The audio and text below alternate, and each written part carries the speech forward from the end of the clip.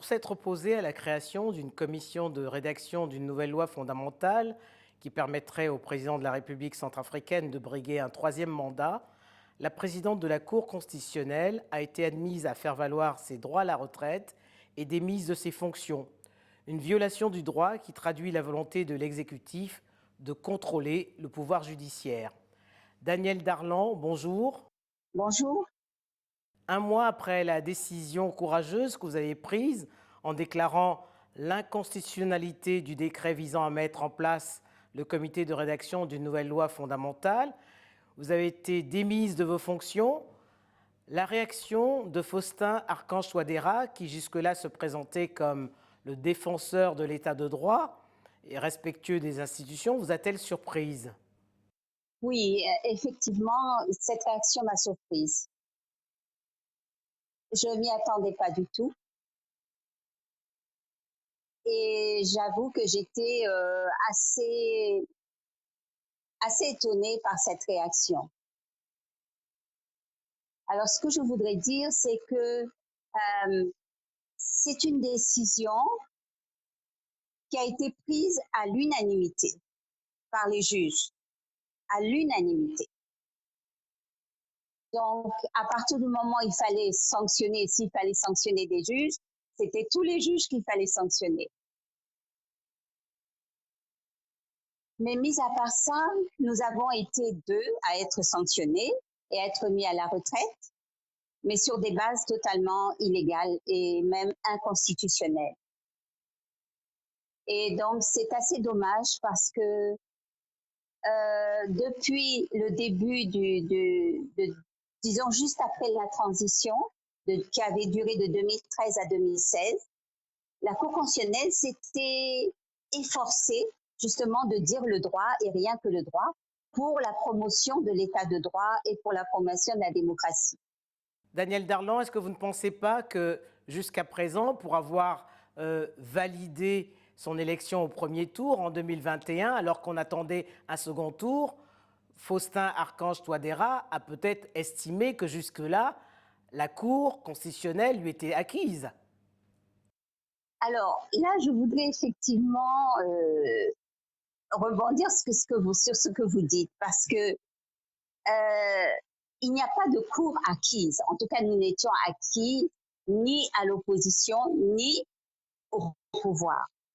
Mais ce qui se passe, c'est que lorsque nous prenons une décision qui arrange l'opposition, on nous accuse d'être du côté du pouvoir. Plusieurs fois, ça m'est arrivé. Et ensuite, lorsque nous prenons une décision qui plaît à l'opposition, c'est le pouvoir qui nous accuse d'être du côté de l'opposition. Alors que nous devons être neutres et nous sommes attachés à rester neutres dans toutes nos décisions. Nous n'avons pris aucune décision pour faire plaisir soit à l'opposition, soit à un individu, soit... Donc, et ça, je l'ai très clairement dit au président.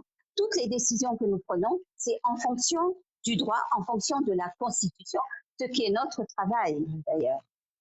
Donc, si vous avez dit on attendait un second tour, mais il n'y a pas eu de second tour. Nous avons calculé nous-mêmes à la Cour constitutionnelle tous les PV et je vous assure que les pourcentages qui ont été donnés, ce sont des pourcentages qui correspondent aux procès-verbaux qui ont été produits à la Cour constitutionnelle.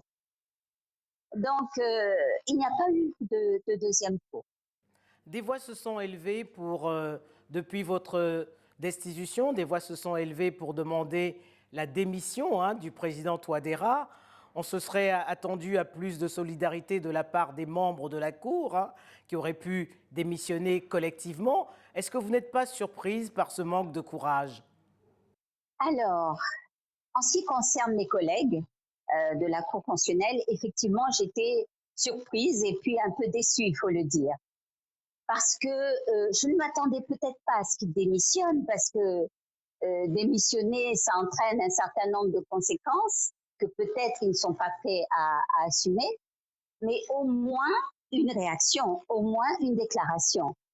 Et une déclaration, un projet de déclaration a été préparé par le vice-président, qui le leur a soumis, mais malheureusement, tous les juges, presque tous, ont refusé de faire cette déclaration. Et là, je suis déçue parce que cette décision, comme je vous l'ai dit, nous l'avons prise à l'unanimité, sans qu'il y ait une voix dissonante. Tous les juges étaient d'accord. J'avoue que effectivement, j'ai été déçue. Quelles sont leurs motivations? Est-ce qu'ils ont eu peur? Moi, je ne sais pas. Mais toujours est-il que, voilà, à partir de ce moment-là, je ne peux pas les forcer à réagir, je ne peux pas les forcer à démissionner. Mais ça va être un petit peu compliqué quand même pour eux. Hein. Alors justement, dans un pays exsangue comme l'est la RCA, quelles sont les conséquences de l'illégalité et de l'illégitimité de la Cour constitutionnelle aujourd'hui? Ce que je crains, effectivement, c'est que, vous savez, le droit, c'est quelque chose de très logique.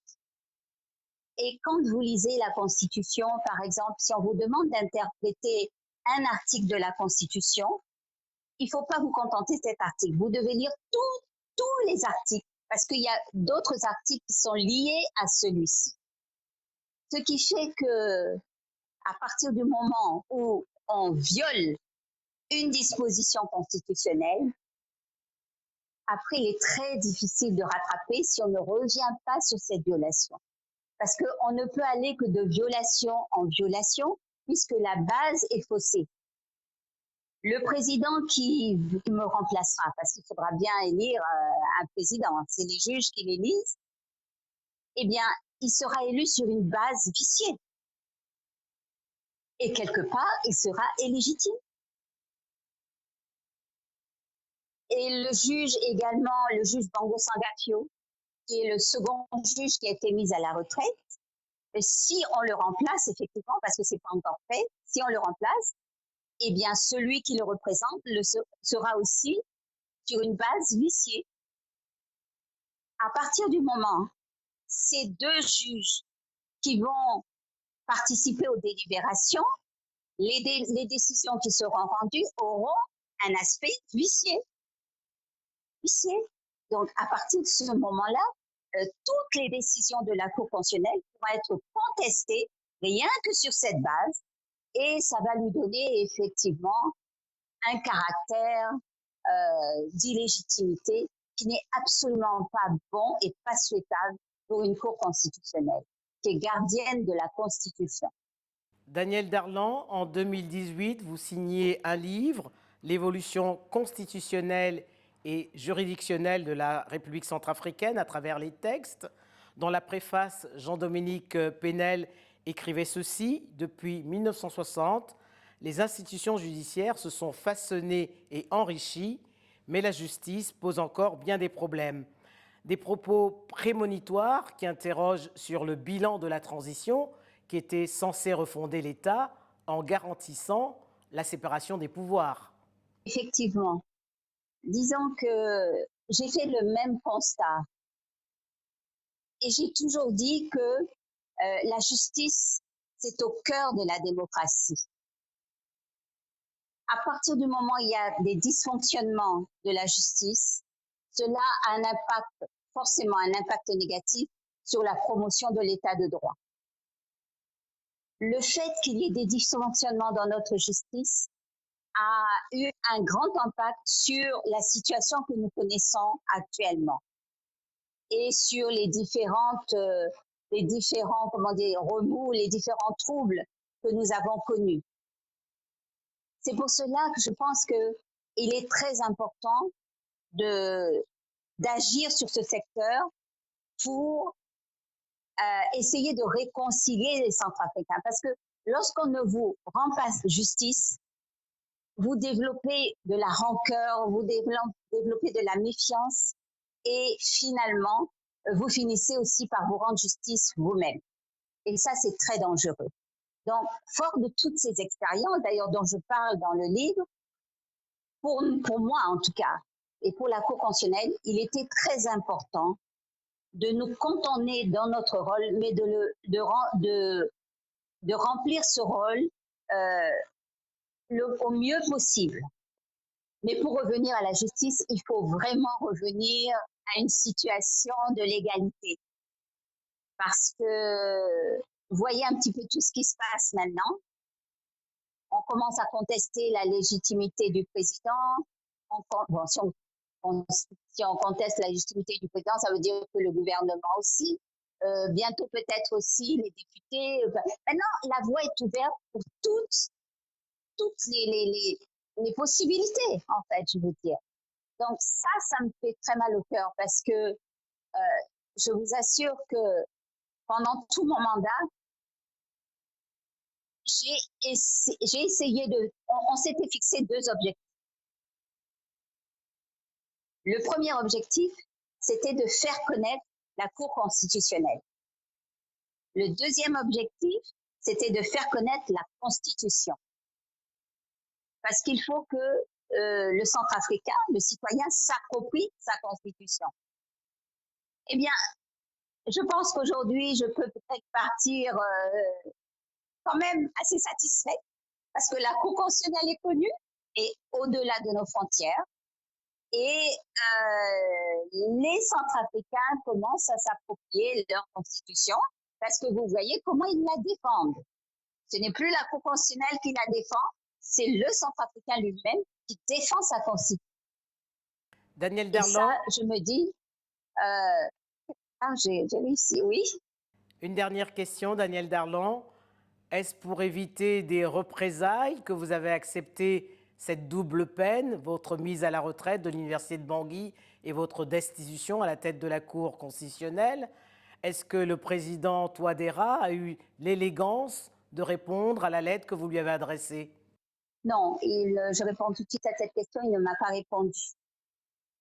Peut-être qu'un jour, on aura l'occasion d'en parler, lui ou moi, mais il ne m'a pas répondu. Maintenant, pourquoi est-ce que j'ai dit que je ne retournerai pas à la Cour constitutionnelle? C'est parce que je ne me retrouve plus dans cette cour-là. Je ne me retrouve plus. Nous avons pris la décision à l'unanimité, tous ensemble. Et les juges ne sont pas solidaires vis-à-vis de cette décision. Cela signifie quoi? Ça veut dire que même si je ne retourne, je ne pourrai plus. La confiance est rompue. De part et d'autre, la confiance est rompue. Donc, à partir de ce moment-là, qu'est-ce que vous voulez que j'aille faire à la Cour constitutionnelle? Danielle Darlan, merci. Merci beaucoup.